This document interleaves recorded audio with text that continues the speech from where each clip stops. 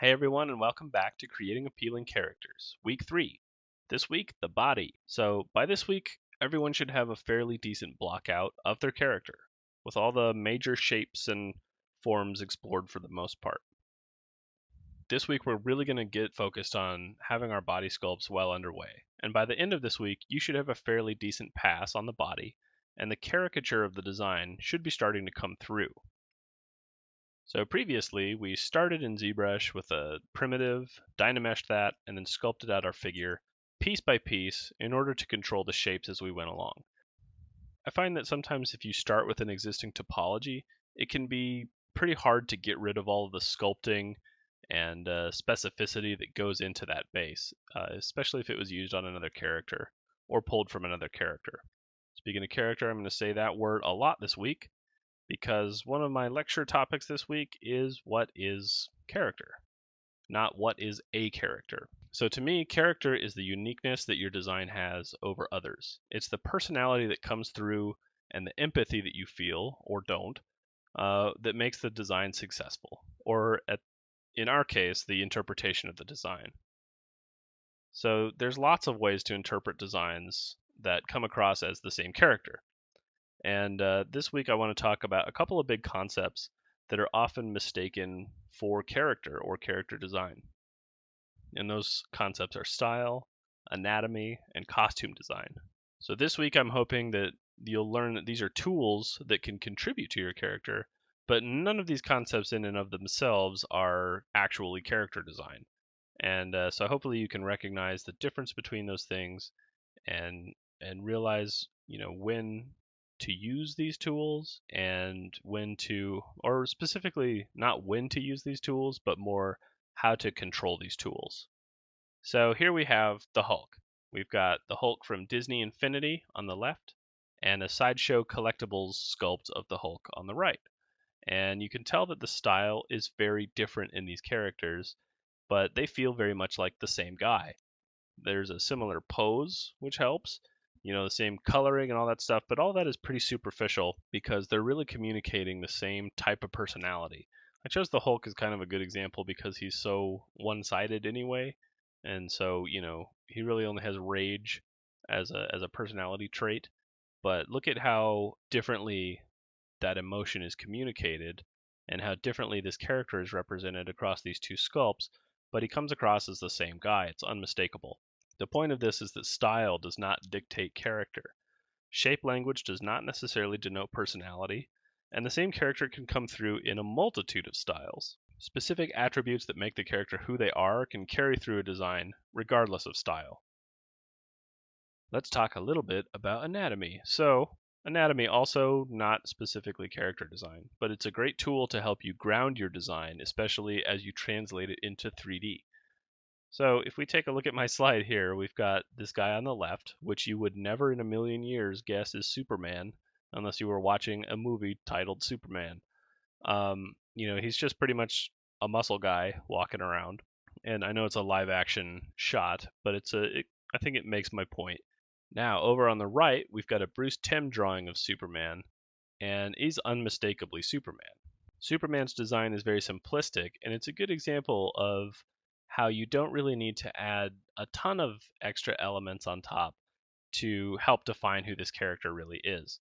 So if we take that drawing and we strip away all of the things that make him Superman specifically, so I took out the color and I took the cape out and the emblems and stuff like that. I did a horrible hack job on this beautiful piece of art, but you can see how at its base it's just anatomy. It's just muscle guy again, and there's no real character there.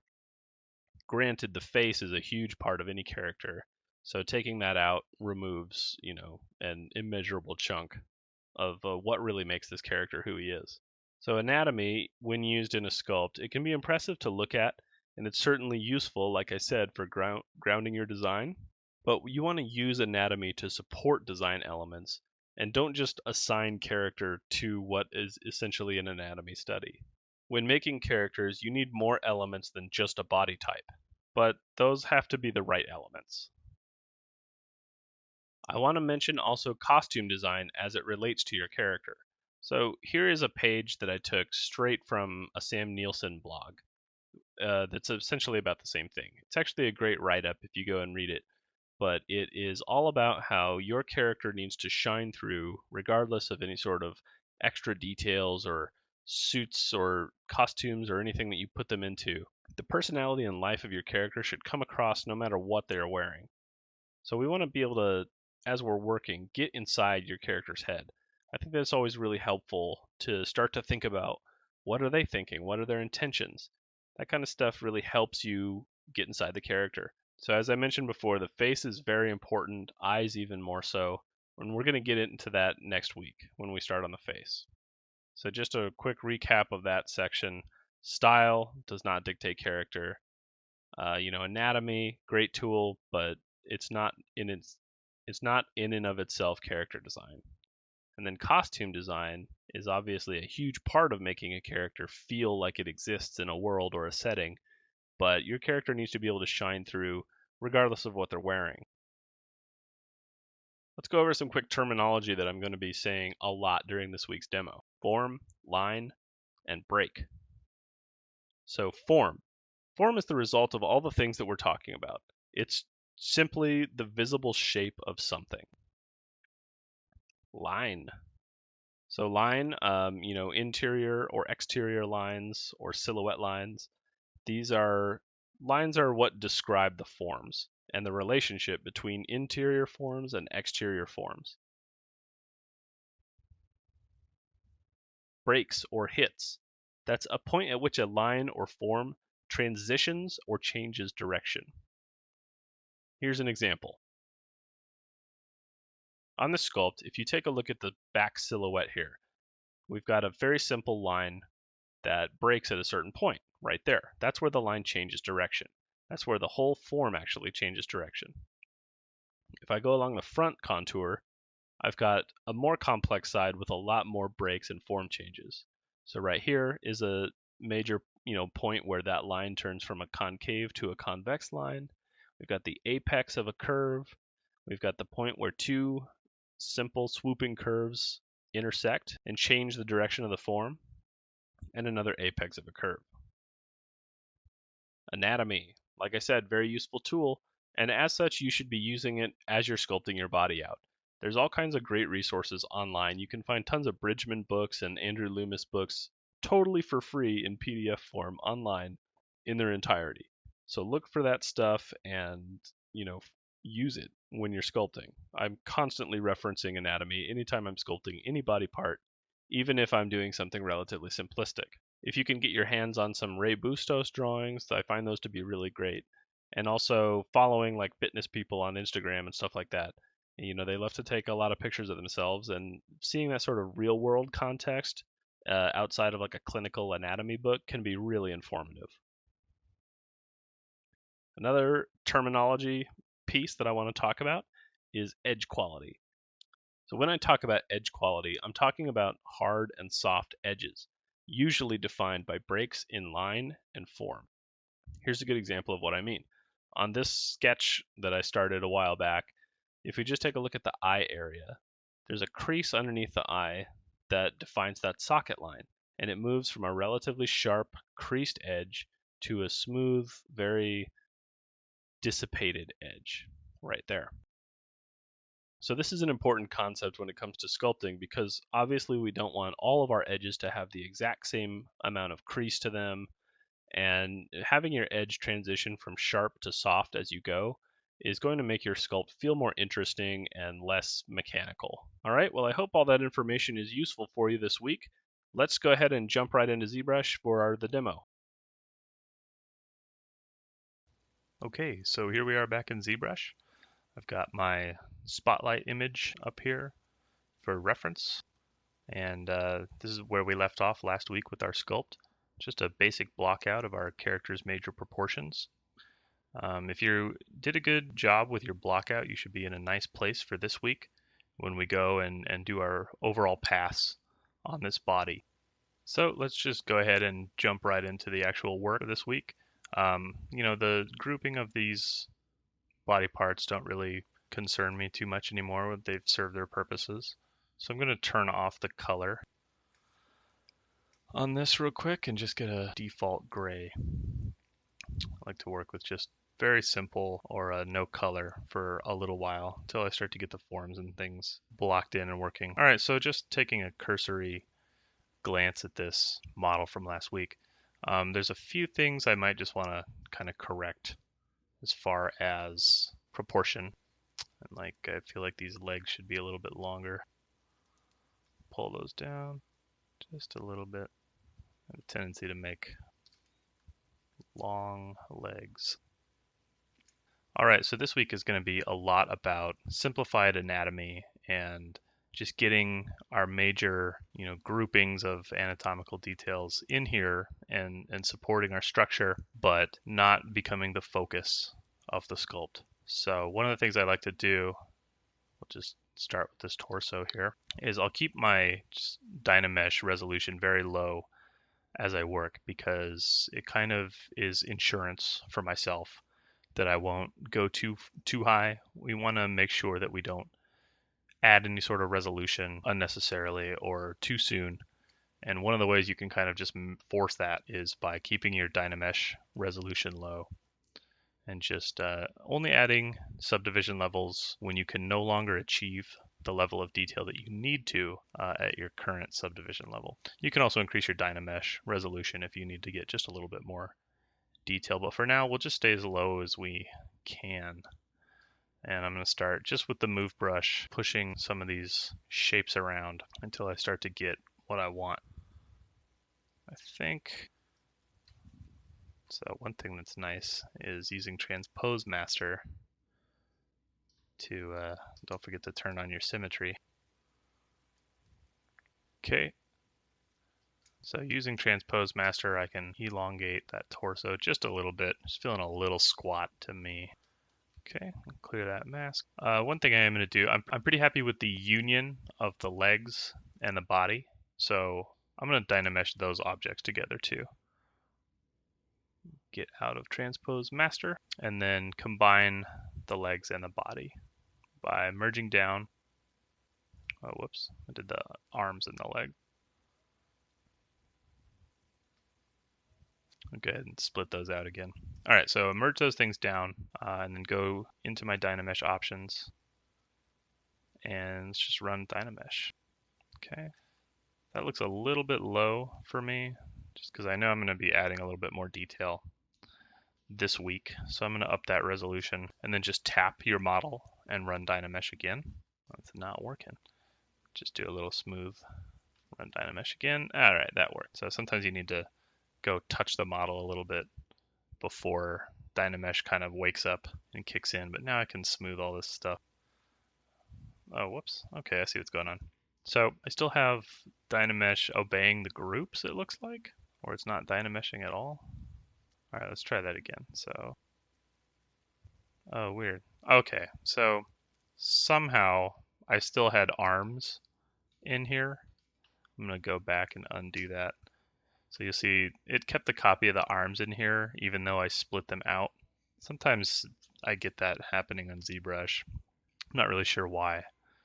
So let's split that again, just make sure that's totally gone. All right, now our Dynamesh should work just fine. So I'll run Dynamesh. That merges my legs and my body. I'll keep the polygroups for now in case I need to quickly select one leg or something like that. Now I can just go and smooth out that union a little bit. Cool. Yeah, just clean up some of the jaggies that are left over from that very low res geometry that was in there. But I'm not going to worry about it too much because we'll be sculpting over all of this and touching every piece of the model today. All right, so back to what we were doing before. The reason I Dynamesh that stuff together is because I don't want to have to worry about working on two separate subtools right now with a very complex area like the hips. So sort of a good way to start, I think, is by going through and just defining some plane breaks and some skeletal landmarks, bony structures and stuff like that to sort of help you map out your character. So I'm going to change my material to something that's a little easier to see those changes on. So like going through and just really putting in that center line to start. Using like a Met Cut brush or the Dam Standard brush or something like that. Where is the ridge of that rib cage? And that is going to be a major landmark for me, not only because it's so prevalent in the drawing, but because it's, like we discussed before, there's a break in the form there, so it changes the whole direction of the form there. So we're making sure that all of our plane changes and changes in the way that the form flows are dictated by these sort of major plane breaks. I'm just going to pull this back a little bit. I'm going to be wearing a shirt, so there'll be some compression in the chest and stuff. Not too worried about that at this point. I just want to kind of get the style right.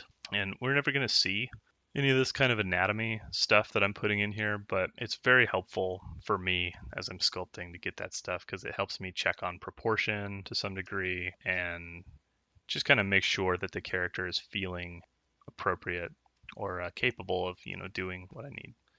Just building up some of that anatomy. And it's important, to kind of check yourself as you go because you don't want this to become a anatomy study. It's very easy for that to happen. Like I've got my anatomical reference up on one monitor while I'm going, so I'm constantly checking what I'm doing to make sure that I'm, not just inventing anatomy as I go, but I also want to make sure that I'm not getting too wrapped up in all of the detail because a couple of reasons. We're never going to see it, for one thing, so it'd be just a waste of effort. And also because I want to make sure that I maintain that sort of simplistic style that I have going in the concept art.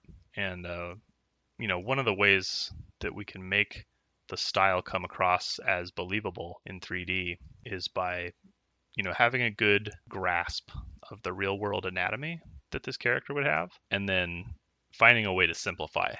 So that's the key definitely for this week. I'm just going to hit quick save. So yeah, the key for this week definitely is being able to find the simplicity wherever possible in your sculpt as you go along.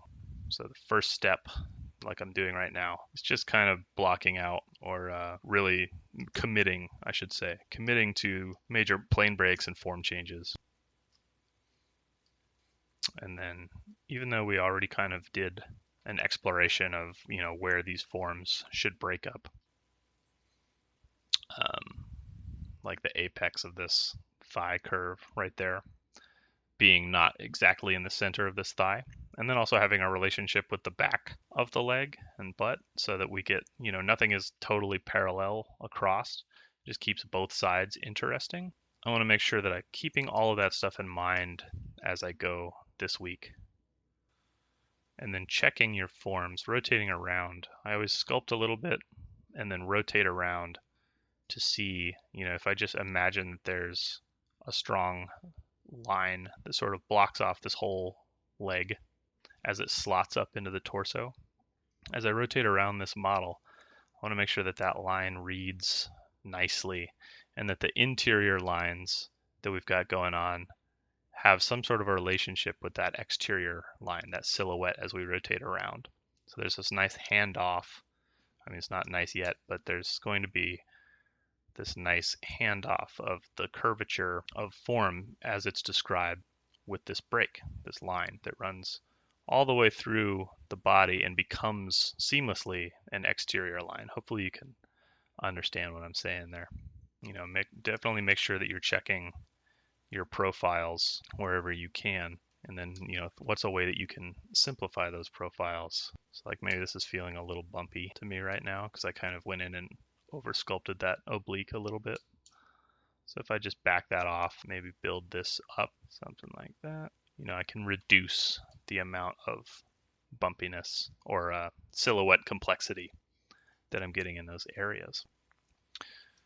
So I like to use the Dam Standard brush on a pretty low intensity to go through and just like carve out separations in form. So that's where my butt's just going to slot into the top of the leg there. One of the things I'm going to talk about a lot this week too, or you'll hear me say a couple times at least, is talking about that the way that shapes are slotting into each other. We want to make sure that nothing feels like it's just stacked on top of each other from top to bottom. I want to make sure that this leg feels like it's really, inserting down into this lower leg, and this lower leg is shaped, to receive that, and that there's, a complex. It's not just like a seam right here where there's an upper leg sitting on top of a lower leg. So by doing, and that's true to life too, right? If we look at some reference for that, these muscles all sort of are pulled across the knee area, and there's definitely a nice overlap and interlocking of anatomical detail. So before I go too far on these legs, let me show you a breakdown of a leg and kind of get you thinking the way that I am when I go to approach sculpting a whole leg. So let's take a look at that real quick. So here I did a couple of just really simple drawings to illustrate what I'm going to try to achieve with these legs. And it's all, overdrawn and exaggerated quite a bit. But so if we just start over on the left, there's a very, very simple outline of a leg. So I really tried to pay attention to straight on the inside, curve on the outside, make those curves as interesting as they can be. And, so I've got a complex and a simple side. It's very, very straightforward and simple, but it's indicative of the sort of feel of that leg shape that I'm going for. It reads as a leg. And then the next drawing over, I've added a little bit more detail, really paying attention to sort of the overlap of those silhouette and interior lines. If you look at the way that sort of hamstring line comes down and becomes that break point of the knee on the inside, and then goes back into the leg, sort of picks up with the shin bone, and then sweeps back down to the ankle. And then there's the drawing in blue and right there in the middle, where I've just gone and taken that second drawing and added a little bit more flesh to it, maybe paid a little bit more attention to the straights and the curves, and sort of brought it into a more realized space. And then I've got the profile drawings on the side there. That was just kind of helpful for me to plot out, where's the handoff of silhouette lines to interior lines? Where's that going to happen? Legs are always challenging for me because I have to look up how they work. That knee area gets very complex. And it's something I find myself studying a lot every time I sculpt any leg. Trying to find a good way to simplify that. So that's what these drawings sort of help me figure out as I go. All right, so let's jump back over to the model now. Right, so using those drawings as a guide, I feel a little bit, better prepared to go through and detail out these legs some. So I'm just going to work on one leg for now. So I like to hide that other stuff. And just like the progression of those drawings, I find that it can be really useful to just go in with like a standard brush or something and pull out those major breaks. That standard brush, a little bit more power. Where's the break of that like bony part of the knee where the femur comes down and sort of protrudes on the inside there. That nice breakup on the inside of the leg. So maybe using something like Dam Standard or any kind of mech brush is really handy. And just place my breaks, basically, or use it to plot out where the overlap, just like in that drawing, we've got that line comes down like this, becomes the knee, and then sweeps back through all the way. It's a nice S curve that goes all the way through the whole leg. So I like to go through the whole form from top to bottom and really carve in and commit to some plane breaks and changes, sort of the second level of the sketch. So just using simple tools at this point. I still want to get my overall taper to my leg, but just really carve in some of these form changes, specifically the plane breaks. Just get that stuff resolved now. Another thing that I'm always paying attention to the way exterior and interior lines meet up.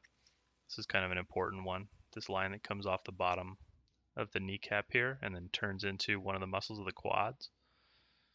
So from this angle, I want to see that kind of come through like this, meet, and then, like pick up on the inside. So I'll definitely find a way to exaggerate that, something like that. See how that line just becomes an exterior line? That's the kind of stuff I'm looking for. It tends to read real nice in 3D.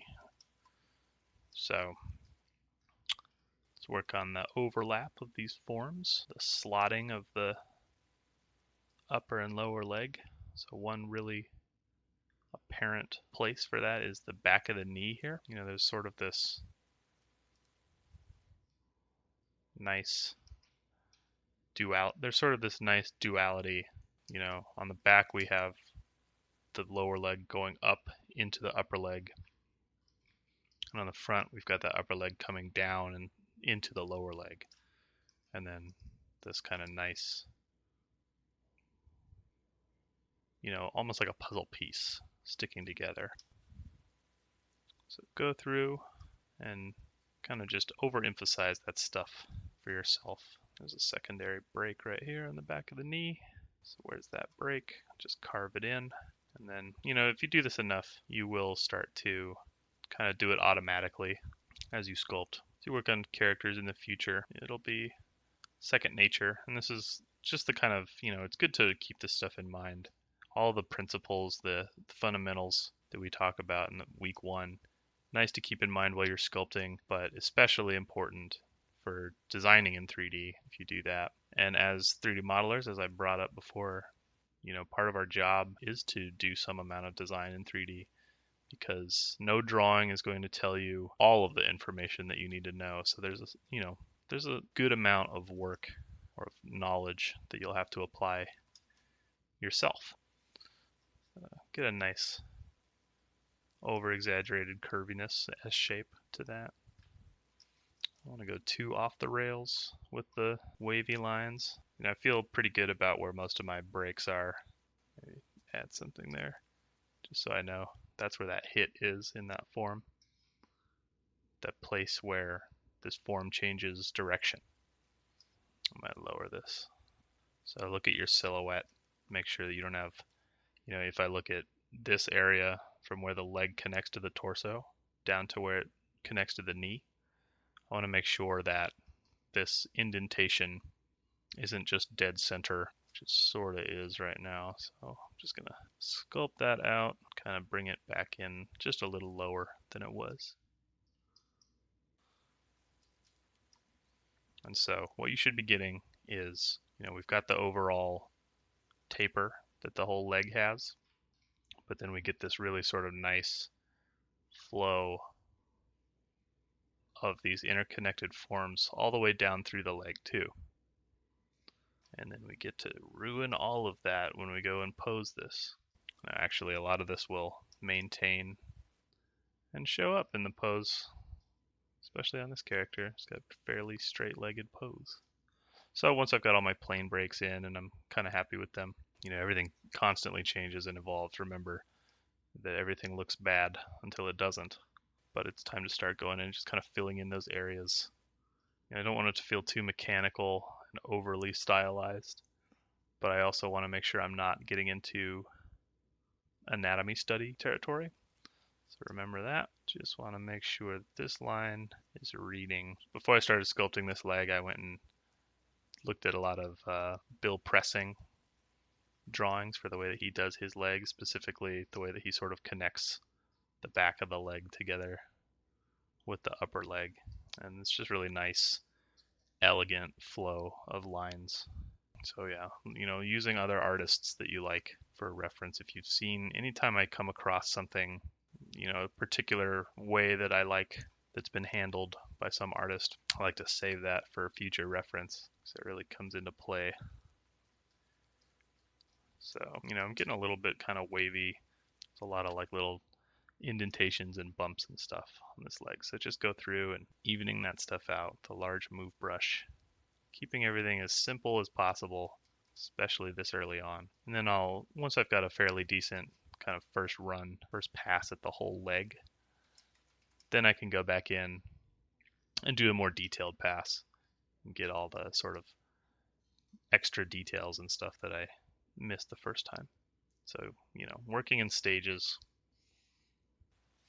Also, normally I might do a whole character this way. I might go through and sort of block out all the shapes for an entire character first, and then go and add all the detail and not jump around, or actually would jump around a lot more than I'm doing here. But for the way that this class is structured, it makes a lot more sense to go in and do each little piece separately. It's kind of a good way to stay focused too. So I'm not too interested in the foot this week, speaking of, but I do want to make sure that my overlap is feeling good, that this leg is coming down and it feels like it's connected like an action figure into that foot. Get those plane breaks in there and then go back in and soften it up a little bit. Ankles aren't super important on her because we'll never see them, but some of your characters might have ankles, so I will sculpt some ankles. Just remember, there's a balance of inside and outside, so that interior ankle is always a little higher up than the exterior ankle, just very slightly. Never make your forms parallel. If you do anything, make sure that you rid yourself of parallel lines. Avoid parallels at all costs, unless it serves the design. Of course, there's always exceptions to every rule. Some designs benefit from having that look, but in general, you want to avoid it. Okay, so I've got some elements like this line that are feeling a little bit too carved in. Yeah, so soften out some of those transitions, but make sure, if I look at the highlight on this matte cap, it tells me where the raised edges are.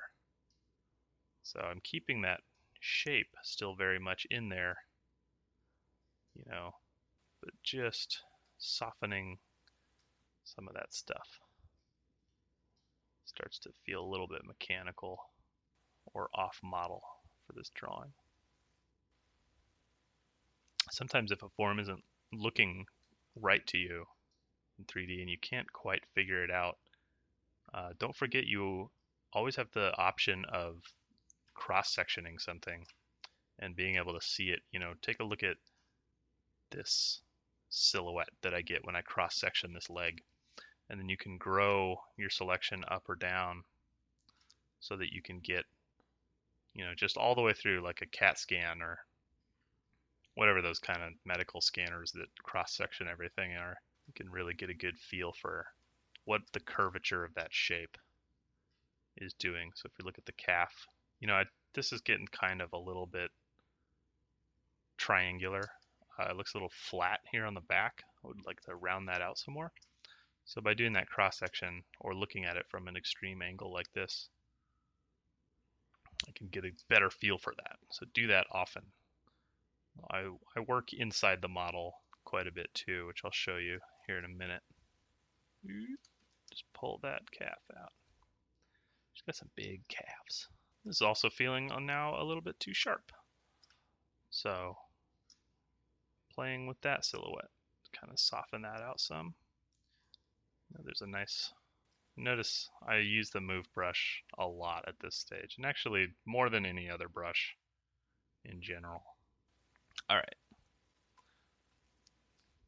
Anytime I do use a sculpting brush, I try to use it on a fairly low setting and just sort of gradually build up those changes as I go instead of just blasting. It's all about subtlety. Subtlety in the way that these shapes are handled. What am I going to do with this knee? I think I want a more definite creasing there. Just kind of follow that all the way around. Just connect that shape. And then use move to fix the wonkiness. So I like that there's like a straight on the top plane of that knee, and then it turns into that curve, and then down into the straight of the shin. Just going to kind of hint at this quad muscle in here by making the break of the knee into the leg just a little bit more apparent. Something like that. Sculpting in anatomical detail here and there, and then just backing it way off, smoothing it out. It leaves that structure in, so we'll still get a read on that, which is nice. But we don't want to get too, depending on how stylized your design is that you're working from, you don't want to get too realistic unnecessarily, but definitely injecting some of that anatomy in there is really helpful. So we're getting a little bit lost on the knees back here. I'm going to check this other model that I did. Comparison. Okay, so that one's real soft. Thicken up the whole knee a little bit. I'm not getting the feeling of really strong interlocking shapes on that knee yet, but I will get there. So I want to simplify that interlocking connection line. Just make sure that it's not getting too wavy at any one point.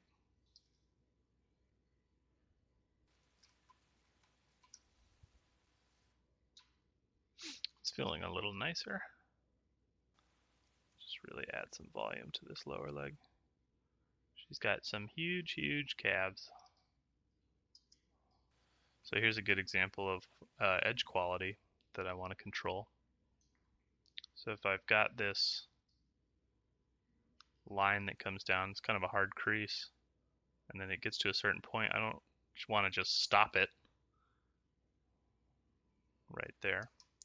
So I'll continue that hard crease down so it kind of connects over to the shin, and then just smooth out, kind of control the smoothness as it transitions from a hard edge, and starts to dissipate and fade into this lower leg. All right, it's feeling pretty good. Go and sharpen up a couple areas here. Nice clean knee. I'm gonna just do a smooth pass on this upper leg here. Whoops, I just totally ruined the whole model. No problem. Just make sure you periodically ruin everything that you're working on. Get some more curvature on either side of the break of where that sort of simulated great trochanter bulge is. I'm just going around kind of cleaning up some of my surface. Probably unnecessary at this point. So we're going to be adding more detail and dynameshing, and all that stuff will get cleaned up anyway. Alright, so let's move on up into where this leg sockets into the body, which we already worked on a little bit. But I want to show you one thing real quick that I find is a handy tool.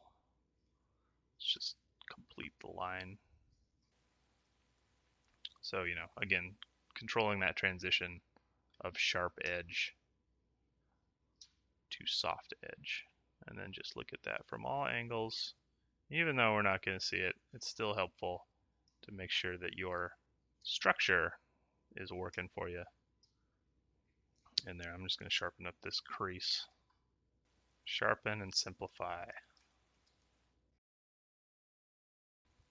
So if we look at a comparison of where our knee was and where it is now, the specificity of some of the stuff that we're doing in there, we still have the same overall look for that knee, but some of that attention to detailing is really helping this feel more cohesive. I'm going to come back and hit this knee again once I go and work on some other parts. I think it helps to jump around and revisit stuff, but for now that's feeling pretty good to me.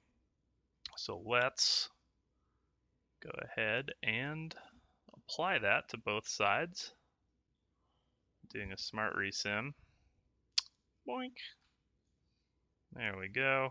And there's probably something that needs to be cleaned up. You know, Smart Resim, very fickle if you don't have your mask quite right. So I'm going to undo that. And instead of doing that, I'm going to do a mirror and weld. Since this is only one subdivision level, I don't really care about, maintaining any of that. And it's symmetrical anyway. So mirror and weld, which you can see puts a perfect center line. Now my topology is symmetrical, which doesn't matter for Dynamesh, but there we go. Now I can work with symmetry back on.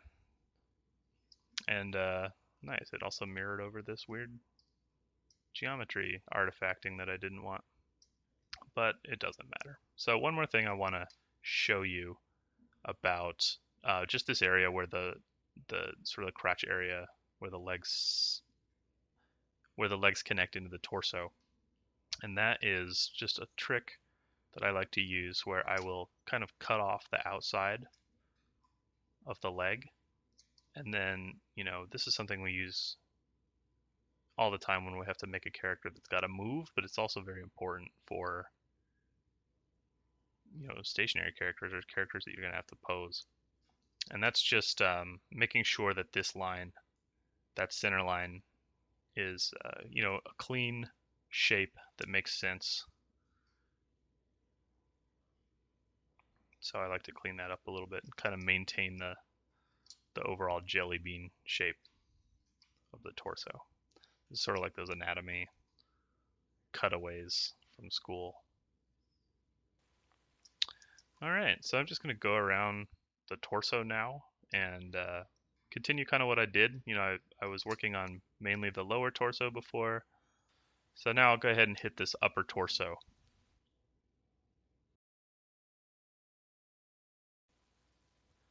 So just like with everywhere else, it's important to, first of all, go in and establish as much as you can. Some bony landmarks are always very helpful. If I bring my arms back in here, I want to drop these clavicles just a little bit, just to make sure that that clavicle is going pretty straight across, or even up a little bit. I was feeling like it was going the other way. Pull these forward some. All right, so only some of this will be visible when she gets her shirt on, so I'm not gonna go too crazy. Sculpting perfectly shaped breasts or anything on the torso here. Think about how much stuff is actually going to be shown in your final model when you go to render this or print it or whatever. And save yourself some time by not fully realizing that stuff. But it's still handy to have some idea in there because we're going to have to fit a shirt onto this body. So it's nice to know. So here I'm just carving away, separating major, pieces. And then this is something I see happen all the time. So I've carved this line here, and I want that there.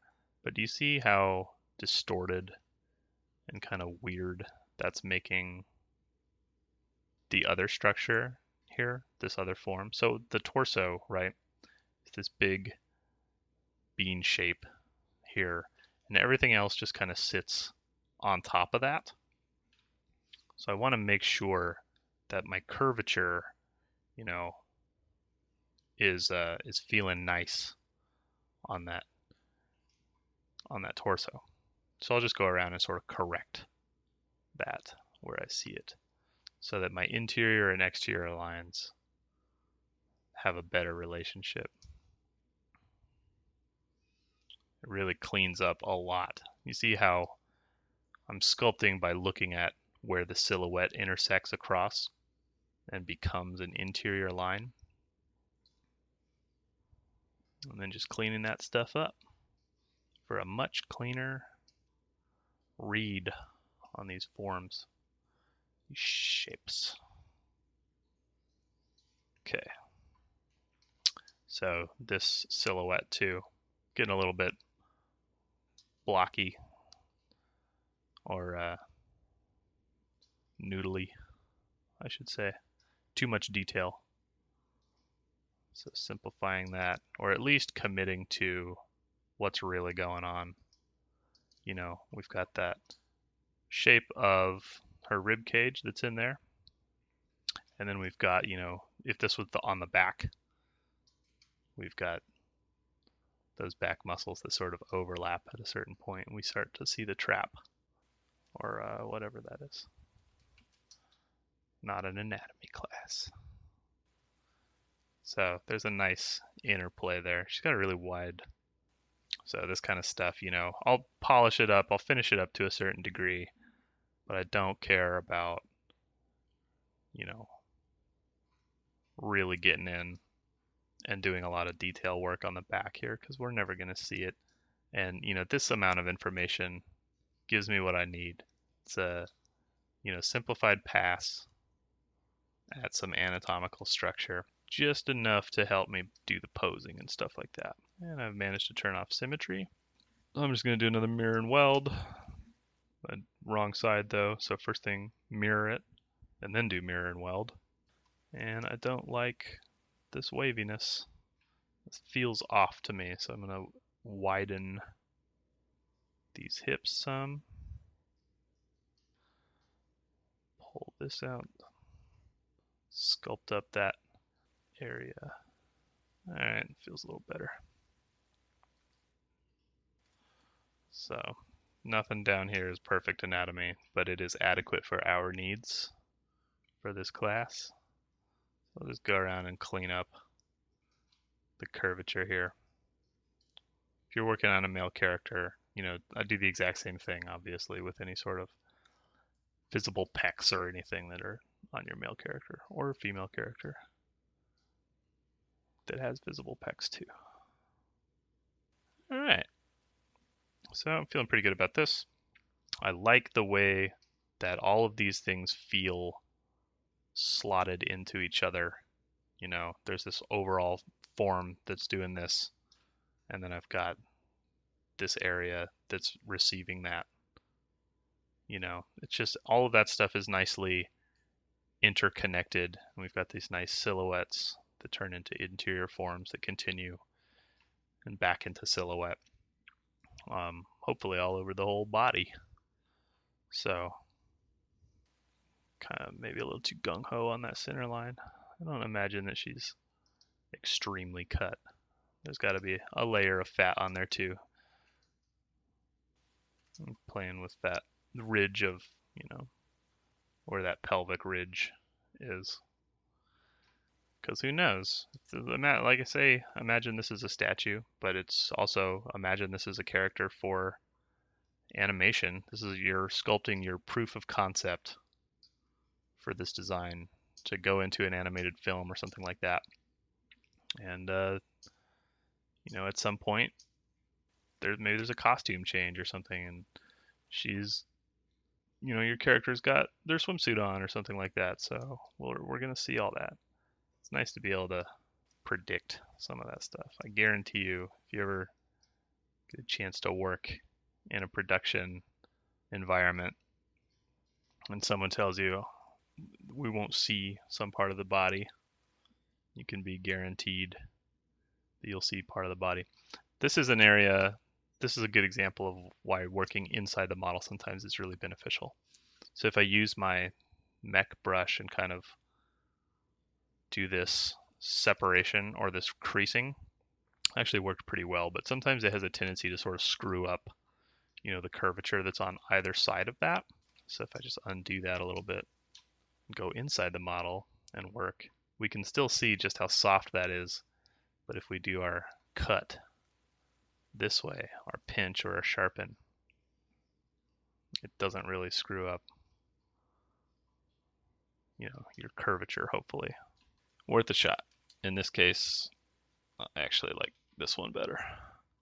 In this case, I actually like what it did for me there. So I just sharpen that stuff and, make a commitment to the shapes that you're sculpting don't leave anything undecided. Don't leave anything up to, you know, unfinished looking, or make sure that there's no doubt about what you're intending with everything that you're sculpting. That's kind of the most important thing I can say about this week. If something looks unresolved or possibly like a mistake, then you're probably not doing enough research. You should be looking up anatomy and doing some drawovers if you need to really get the feel of everything. So there's still a lot of work that could go into all of this stuff, obviously, and I'll, like I said, revisit each of these pieces as I go back and do kind of like a final sculpt on this body. But for now, let's move on to the arms.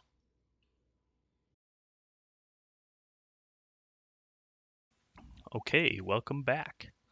So let's get started on the arms.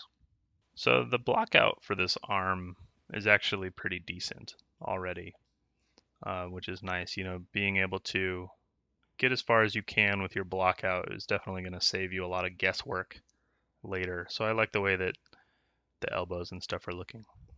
We can kind of plus that up some because it does feel a little bit anatomy study-ish, a little bit uncommitted to some of this waviness, stuff like that. So let's go through and do some work on that. So remember, I've got 2 sets of arms for whatever reason. I can delete one of those and just make sure I don't have a hidden body in here. Okay, let's re-dynamesh these arms for now. Yeah, with a little bit higher resolution. Dynamesh. That work? Tap it, run it again, sculpt, run it. Yeah. So just hit the smooth on there once and then rerun your Dynamesh. Make sure that that's working. So just like with the legs, I'm going to go through first and plane out all of my major form breaks, line breaks and stuff. And then I'll go back in and figure out the appropriate level of fleshiness or anatomy, musculature that should go into that. It's all the same stuff. Just going through, making sure everything interlocks, everything is connected and overlapping and set into each other nicely.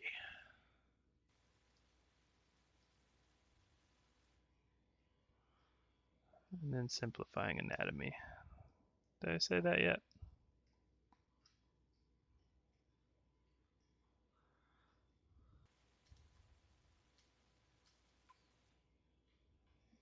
All right, so let's take a look at what we did on these arms.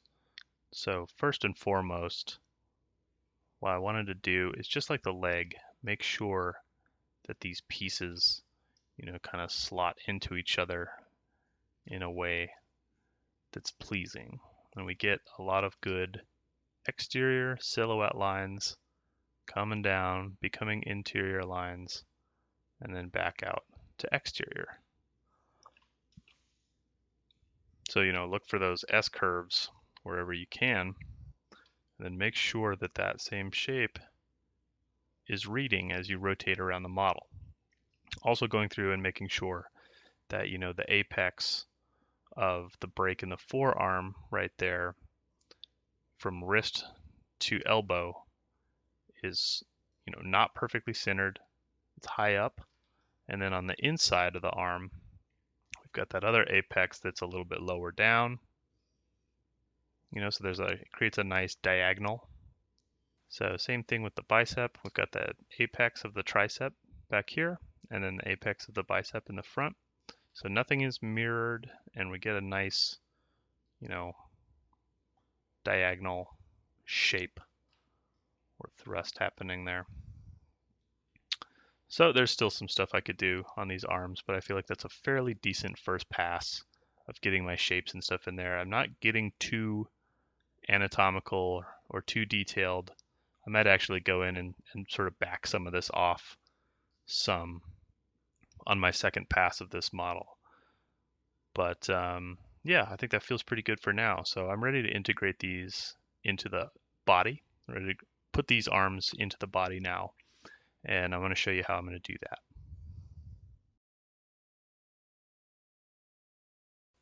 So I want to talk about how we're going to tie all of these pieces together to make one cohesive mesh, one cohesive unit. So, I previously had all my pieces kind of broken up. I like to be able to work on them individually at any kind of resolution that I need. So it's handy to have them as, multiple subtools. But the body, we're going to treat as one subtool going forward. Kind of as we complete each piece of this character, we'll just merge it in. There's a real advantage to using multiple subdivisions, obviously, in ZBrush. So for everything that we've accomplished so far, there's no reason to have more than one subdivision level, really, because we're mostly just experimenting with the form and the shape. But now it's nice to have that extra level of control. So anytime that we divide in ZBrush, we want to not use that to add detail, but use it to control the amount of detail that you're showing. So that's the way I want you to think about adding subdivision levels. So I'm going to show you now how I like to connect objects together and maintain all of the clarity and detail that I have so far, but get the added bonus of having a couple different subdivision levels to work on. So the first thing I'm going to do is, save this just in case something goes catastrophically wrong. And then I'm going to duplicate my arms and my body and just hide those. Okay, so I've got hidden arms and body, and I've got these ones. I'm going to hide my hands and my head just to keep everything as simple as possible. All right, so let's go ahead and combine these. So I'm going to go ahead over here and merge down. So now my body and my arms are one object, but they're interpenetrating Dynamesh geometry. So what I'll do is go ahead and Dynamesh this whole thing. I'm going to keep the same resolution. Let's see what that gives me. Dynamesh it together just so that I can get, that union, that whole, clear out all the interior geometry. And then I'm going to, that actually maintained a lot of that resolution, which is good. So I'll clean up around these areas real quick, just kind of fast and loose. And then sculpt out some of that transition, just control that a little better. Now that we're one object, we can easily manage those transitional areas. Get some scapula action in here that we were missing before. And this is another nice area that we can go in and work on the interior a little bit, work from the inside out. So just go in with my pinch. Just go in with my pinch or mech brush. Just really crease that angle a little bit, and then just look at what the shape of that hole is doing, and control that a little easier.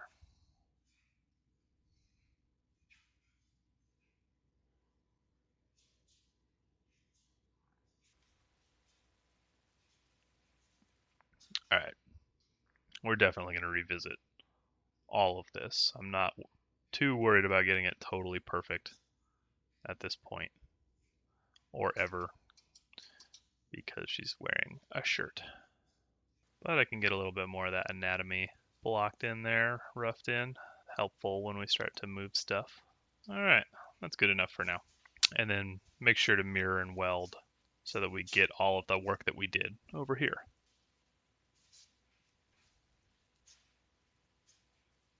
All right, so now we've got symmetrical geometry.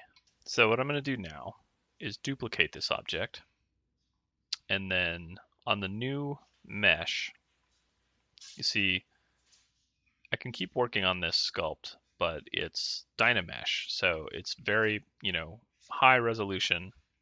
Actually, not as high as it could be but there's a chance some of you, I'm sure, will have a much higher resolution. I tend to work very low for as long as possible, but typically you'll have a Dynamesh that's very high resolution, and it gets to the point where it becomes more difficult to work with. Like if I needed to be able to move these arms or something like that, trying to use topological masking on the Dynamesh is a disaster. So we want to get an underlying structure and topology to support those sort of bigger moves. That's really going to become imperative when we get to posing. So the first thing I'll do is we're just going to kind of get something that works for us and then not worry too much about it. If you have a base mesh or a topology somewhere that you really like the flow of, the layout, by all means use that. For this right now, I'm just going to do a quick Z-remesh. So without changing any of the default settings, I'm just going to run it and see what we get. All right. So obviously, yeah, we blast all of our detail out, but we get a low-res mesh. It's easy to topological mask. It supports most of that major form. So that's nice. We'll say, I never liked the way that Z-remesher does this transition of chest into shoulder, but actually that's not too bad. This time did a pretty good job. Oh, one interesting thing to note, it's not symmetrical, and that's because I don't have X symmetry turned on. So I'm going to undo that and run Z-remesher again with my X symmetry turned on. Nice. So that's actually much nicer. Yeah, I really like these kinds of areas are what I'm looking for, that transition between the arms and the shoulders and the hips and stuff, because when we go to move that stuff, it should be as tube-like as possible, and that's perfect actually. It's very nice for what we need. So let's go ahead and keep that. And what I'm going to do is give this mesh a couple subdivision levels. So now I've got 3 levels. So I'm going to just now project this new mesh on top of the old Dynamesh body. So go to your project, and let's just go ahead and do that. Project all, isolate it, and let's inspect it real quick. So this is our new, good topology, we'll say, and then beneath it I've got our Dynamesh. So if I just isolate the Dynamesh and then toggle up and down in my tool stack there, I'm really not losing a lot of detail. So that's working pretty well for me. And I can add another layer or another subdivision level if I want to do stuff like clean up these jaggies. I'm not too worried about those for right now. So what's nice about this workflow is you can jump back and forth, if I needed to add the hands in, or if I needed to add some extra legs or something sticking onto the side of this, I can do that, Dynamesh the whole thing together, and as long as you keep your detail level mesh as a separate object, you can always reproject that back onto here. Okay, so you really can't go wrong in ZBrush anymore. There's no real way to permanently screw up your model or anything like that. You can always save yourself by going back to Dynamesh, making any kind of changes to the volume or structure that you need to, and then back into Z-remesher to get yourself a more useful mesh that's got subdivision levels on it. Yay! So I'm just going to clean up my scene a little bit here. I've got this file saved, so I can delete out some of this old stuff that I don't need anymore. And we'll bring everything back like the head and the hands, and we're ready to keep going. So now I'm going to do I'm just going to keep sculpting on this a little bit. There's a few things I want to clean up, like some of these transitions, and the level of anatomy in some of these areas is kind of inconsistent overall. So I'm just going to go and do one more quick pass on this model to sort of call it done for now. I mean, I'm always going to go back and change stuff, but I know that this character is going to change quite a bit when we get her into pose, so I don't want to do too much work now and then have to redo that stuff later. But I think one more sculpting pass on this model will be good. And then we'll be ready to move on to the face. All right, so here we are after about another 20, maybe 30 minutes of sculpting and just going around this model and making sure that, things like my exterior silhouette lines are, blending over nicely with my interior lines, that nothing looks strange to me as I'm rotating it around from different angles, and that I've simplified my anatomy to a degree that feels right for the concept that I'm working from. If anything, it's probably a little bit much right now, and it's something that I'll have to choose if I want to back it off some more when I get this character into pose. And, remember, we're going to be adding color and stuff to this, so all of that has some sort of an impact. I find it's easier to go a little too far with some of the detail and then dial it back later, rather than go into it with the whole body being sort of under sculpted. So, like I had mentioned before, I'm going to be revisiting all of these pieces, especially as I get it into pose, and the composition of my pose becomes more important. So, this is definitely at a good level for me now, where I can, do topological masking that's really reliable for posing, because I've got that good underlying support structure from the Z remesher. And yeah, so I'm ready to go. And I haven't, added too much detail in areas that I won't see. So, underneath all of this clothing and stuff, I have just enough information to help me find these landmarks and then associate them with the drawing. But, don't waste your time with a lot of unnecessary anatomy study and stuff like that.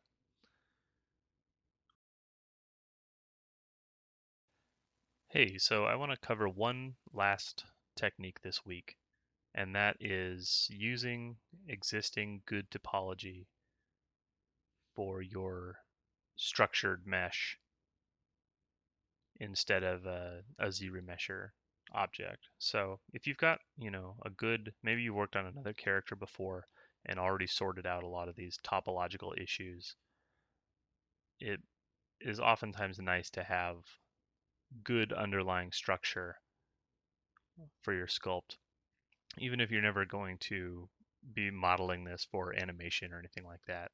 So here I've got another topology that I used on an older character that was for animation. And now I'm just overlaying that with the move brush just very broadly on top of my Dynamesh sculpt. I'm being very loose with all of the sort of positioning and just kind of getting major landmarks set where they should go, and then working in X-ray mode just to kind of double check myself. But just work very quickly and pull that new topology around on top of your sculpt. Get everything kind of lined up as best you can. And then once everything is kind of in place, like for example, I'm not ready to project the detail from the head yet or the hands. I don't want to ruin that topology yet because I haven't sculpted those areas. So I'll mask those off, or in this example, I'll just make the hands and the head one polygroup that's easily hidden, and then just do a project all for my newly aligned topology. And, again, I'm going to sculpt on top of this, so I'm not too worried about exact span placement. It's just getting some of that really specific landmark areas to support the sculpt. And that's going to make things a whole heck of a lot easier when it comes time to pose this character, or even just to do some basic sculpting. It's always good to have a strong structure underneath your sculpt as you're going. So, if Z Remesher isn't giving you a good flow or something that, works well for your particular workflow, then, it's fine to do a retopology or to just, borrow another model's topology to overlay. And then from here, I'll just add subdivision levels like I normally would. But I've always got a nice, strong foundation underneath. So yeah, if you don't already have that, it's fine. You can just go with your Z remesher result, or even just do a retopology at this point if you feel inclined. But This is just always a really helpful way to work, I think. And once you have a good topology for a human, then you can reuse that on all kinds of projects. So here I accidentally blasted the face and the hands apart, but that's no big deal because I can just go back and cut those off or whatever I need to do because I have not yet sculpted those areas. So here we go, nice clean topology with all of my details projected on top.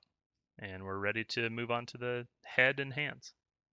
A quick comparison of what Zero Mesher gave me versus my other topology.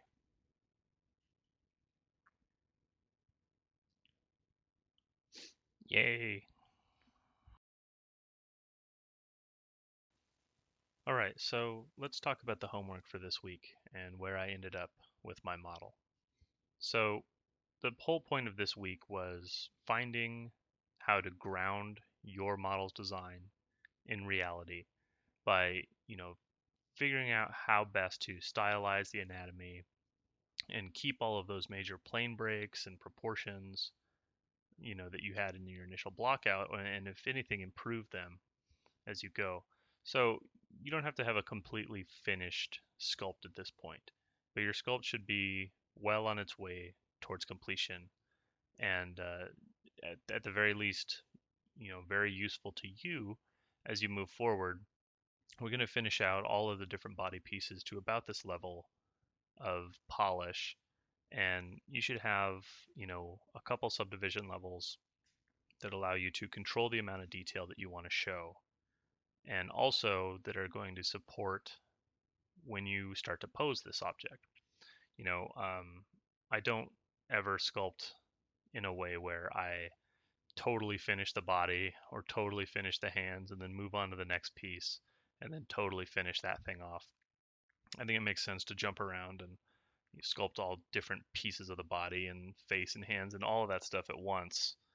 Um, but the way that we're kind of going through this is to keep us focused on one specific thing at a time, and then at each successive stage of that, we'll go back and look at the whole character as a whole and make sure that everything is still working well. So this week, get your character to about this level, and just know that things are going to change and become better and get modified as we start to pose this character, add accessories, and all that kind of stuff. So don't spend too much time on anything that we're not going to see, and just sort of have an indication of that structure underneath clothing and things like that, because it really does help and comes into play when we start to move stuff around, and it's great practice. All right, so good luck this week, and I'll see you next week when we start the face. Thanks.